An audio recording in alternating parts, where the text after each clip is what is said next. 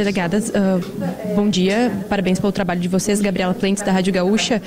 Queria perguntar, primeiro, se houve algum tipo de descumprimento de medidas cautelares por parte do Conrado, ou se é justamente aquilo que a senhora falou em razão de ter essa situação do medo das vítimas denunciarem que justificou a prisão. E a segunda pergunta quais são os crimes exatos que são investigados, se puderem divulgar? A gente conversou, eu e o colega Vitor Rosa da RBS TV, a gente conversou, ouviu 4 dessas vítimas, e algumas delas relataram que ele deixava elas em posição de não conseguir resistir ao ato sexual, então que deixava elas sem apresentar algum tipo de resistência.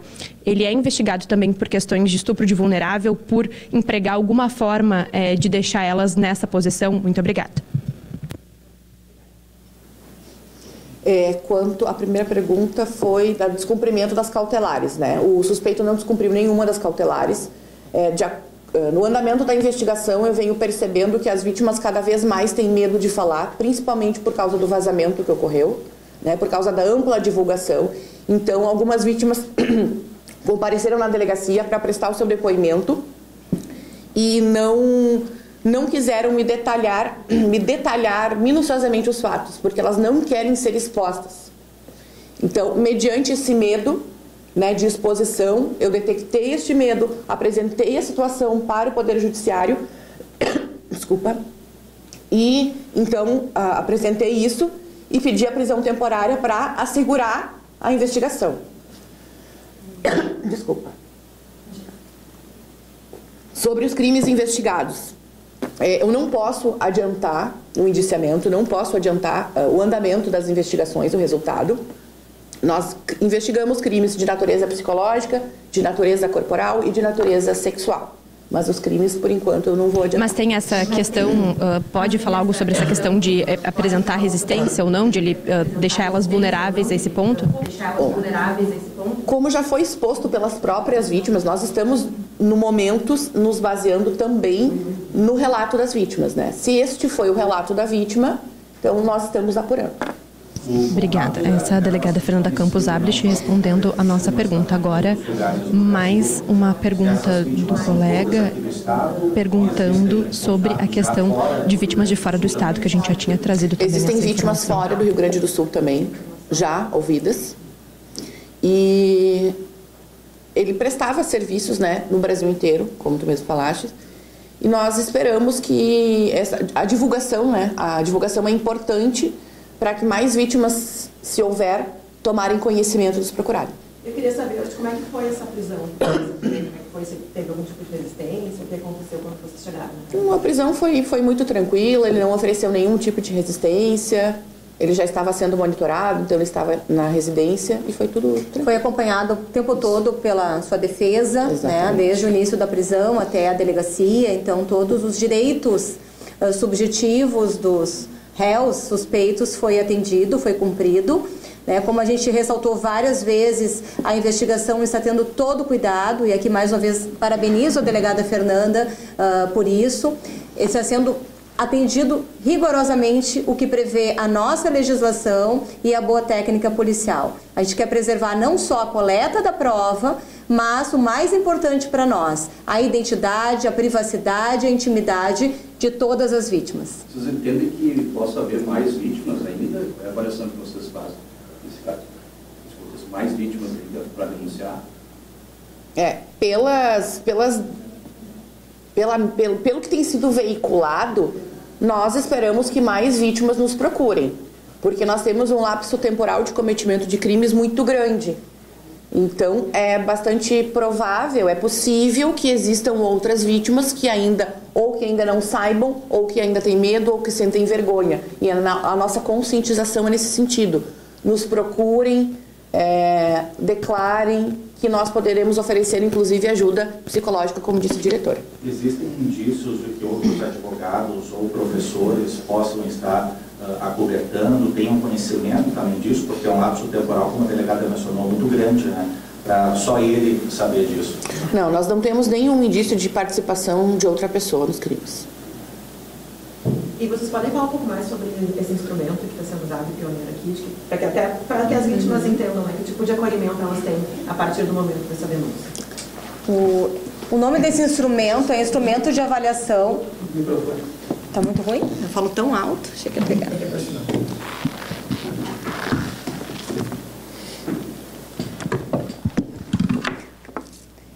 Esse instrumento, o Instrumento de Avaliação de Violência Psicológica, ele é um instrumento que foi desenvolvido nos últimos 3 anos por uma equipe técnica, por um grupo de trabalho multidisciplinar, que envolveu promotores de justiça, advogados, psicólogos, psiquiatras, justamente para que a gente possa aferir, evitando a revitimização, que é realmente aquilo que nos norteia, né, que nos conduz ao longo de todo o nosso trabalho, a identificar um dano emocional, que é a violência psicológica. A violência psicológica, ela fala de um dano emocional causado por determinadas condutas que, infelizmente, são muito habituais em situações de violência de gênero. Não só a violência doméstica, familiar e afetiva, porque a violência psicológica ela não acontece só neste contexto, mas, obviamente, é o que a gente mais detecta nas delegacias. Então, esse instrumento, ele é um instrumento que já apareceu agora na jornada da Lei Maria da Penha, apresentado pelo Grupo Pandora, que o desenvolveu ao longo desse tempo, e possivelmente em breve ele será validado pelo CNJ, assim como começou o Formulário Nacional de Avaliação de Risco. Então o FONAR ele se iniciou também sendo aplicado na primeira Delegacia da Mulher de Porto Alegre em 2018, muito antes de virar lei, e mais uma vez o nosso estado é pioneiro, aplicando, inclusive com a psicóloga que fez parte desse grupo de trabalho. Ela esteve conosco o tempo todo, ela está acolhendo e dando todo o suporte para as vítimas, inclusive o relato delas é que se sentem muito mais encorajadas, muito mais seguras após esse atendimento que foi feito, não só o atendimento policial, é importante que se diga, uma coisa é o depoimento, outra coisa é o acolhimento, outra coisa é a perícia, a avaliação psicológica. Então a gente tem com certeza esse instrumento e suporte adequado, não só neste caso, eu acho que a nossa mensagem, né, chefe, é muito maior do que essa, mas para que a gente possa encorajar as mulheres a procurarem ajuda. Muitas vezes uma encoraja a outra, isso a gente percebe nesse caso e percebe em vários outros casos de predadores sexuais, ou seja, homens, né, que praticam abusos sexuais em sequência, de uma maneira em série e com um modus operandi muito semelhante. Então, e outra coisa importante da gente destacar é que existe estupro marital.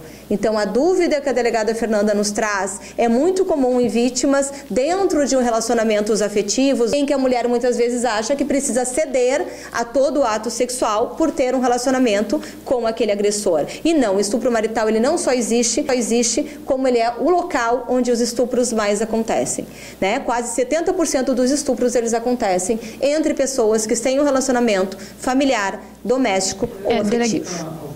Delegada, agora está ao vivo para o SBT aqui, só para repetir aquela parte, 500 vítimas, são 6 vítimas que já estão em acompanhamento psicológico, é isso, e toda uma equipe multidisciplinar cuidando desse acolhimento? Isso, 6 vítimas já foram encaminhadas, 4 já foram atendidas, foram quase 12 horas de atendimento. A gente montou uma estrutura dentro do nosso departamento, na sala da diretora Valesca, ela cedeu a sua sala, para que a gente pudesse ter esse espaço, inclusive longe, muitas vezes distante do trabalho policial, para elas compreenderem que era um outro momento. Naquele momento elas tinham total liberdade, inclusive esse acolhimento ele é sigiloso, isso não vem para dentro do inquérito policial, a não ser aqueles questionamentos que fazem parte do instrumento de avaliação, né, da técnica de entrevista própria da avaliação. Então isso a gente tem divulgado até para encorajar e para deixar as vítimas muito confortáveis, de que procurando uma delegacia ela vai ter também uma porta aberta para toda a rede de proteção. Nós não trabalhamos sozinhos, nós não temos como trabalhar com violências estruturais, como é o caso da violência de gênero, sem se somar a outros serviços da rede, e a partir da delegacia ela vai ter uma série de encaminhamentos, inclusive de ordem psiquiátrica. Muitas mulheres estão já não só com adoecimento, não só com um abalo emocional, mas um adoecimento psíquico, e precisam muitas vezes ser encaminhadas, né, a espaços ou serviços que vão trabalhar com a parte da saúde mental, psiquiatras, algumas precisam ser medicadas, uma inclusive foi internada. Então tudo vai depender da situação. Delegada, deixa eu só perguntar de novo, eu quero voltar na questão do motivo da prisão de hoje. Se não teve essas questões das medidas cautelares, foi algum tipo de poder dele de influenciar a investigação, de obstrução de provas, dessa questão do medo das mulheres, a justificativa mais técnica, ou enfim, o que motivou a prisão de hoje, se não foi descumprimento de medidas? O que motivou foi a detecção. Eu detectei que as vítimas estavam com medo de depor, de dar o seu relato, por causa dele estar em liberdade, pelo risco de ele cometer alguma coisa e também o vazamento que aconteceu anteriormente. Então, eu não tive nenhum fato de descumprimento por parte do suspeito. Tá? Ele não, que eu tenha conhecimento, não... Obstrução de justiça, poder de influenciar na investigação, não é isso, é mais... Que chegou ao conhecimento, não. É importante que se diga que os requisitos da prisão preventiva, eles são não só a ordem pública, no caso ele estava já com outras cautelares e estava cumprindo as cautelares, mas também a aplicação da lei penal. Sim. E garantir também a eficácia da instrução criminal. E a doutora Fernanda, inclusive, dividiu comigo essa preocupação, né? E a gente conversou sobre isso, de que era importante naquele momento representar pela prisão cautelar, porque tanto é verdade que mais uma vítima, a partir da prisão, acabou nos procurando. Então, já teve a eficácia dessa medida comprovada e ela permanecerá enquanto for necessária. A prisão cautelar ela é sempre a exceção no nosso ordenamento jurídico, mas quando necessária for, a gente vai lançar. Tá aí a delegada Tatiana Bastos e a delegada Fernanda Campos Ablich também explicando a prisão de Conrado Paulino da Rosa, que foi preso hoje. Diga, Macedo. Vamos a partir de agora com o Chamada Geral. Você continua acompanhando e a qualquer momento traz mais informações sobre os detalhes que estão sendo revelados aí nessa coletiva a respeito da prisão do professor de Direito suspeito de crimes sexuais. Chamada Geral chegando ou dando continuidade à nossa cobertura jornalística. Eu volto com a Gabriela Plentes para que ela detalhe aos ouvintes que estão chegando agora exatamente o que aconteceu. Por que a prisão e o que vai acontecer a partir de agora, Gabriela? Macedo, a prisão foi feita hoje de manhã na casa de Conrado Paulino da Rosa. Ele que estava cumprindo medidas cautelares, como monitoramento por tornozeleira eletrônica, também estava proibido de se aproximar das vítimas e também de sair de casa durante a noite. De acordo com a explicação agora das policiais, das delegadas, teve uma eficácia da medida que foi a prisão temporária dele pedida, que é após essa prisão ser noticiada, que a gente trouxe ao longo da manhã mais detalhes, o que aconteceu, mais uma vítima foi procurar a polícia para também dizer que foi vítima, uma suposta vítima de Conrado Paulino da Rosa, advogado, professor de Direito e investigado por supostos crimes sexuais ocorridos entre 2013 e 2025. Com essa, a vítima chega a 13 o número de mulheres que foram identificadas pela investigação da 2ª Delegacia da Mulher como possíveis vítimas de crimes que vão entre violência psicológica a estupro. As delegadas vão continuar nessa investigação e também chamaram as mulheres que podem ser possíveis vítimas para denunciar. Essa denúncia que também já chegou a outros estados. Tem vítimas de outros estados que já procuraram a Polícia Civil também para relatar casos de possíveis crimes sexuais cometidos por Conrado Paulino da Rosa. A gente traz também a nota da defesa do advogado do Conrado Paulino da Rosa, que disse que ele não descumpriu nenhuma medida de determinação judicial e que considera desproporcional a prisão temporária. Diante disso, a defesa diz que vai ingressar com um pedido de habeas corpus no Tribunal de Justiça do Rio Grande do Sul. O Conrado ainda não foi ouvido até o momento, então esse é um dos próximos passos da investigação, ouvir Conrado Paulino da Rosa, advogado e professor de Direito, que está sendo investigado por crimes sexuais. Macedo.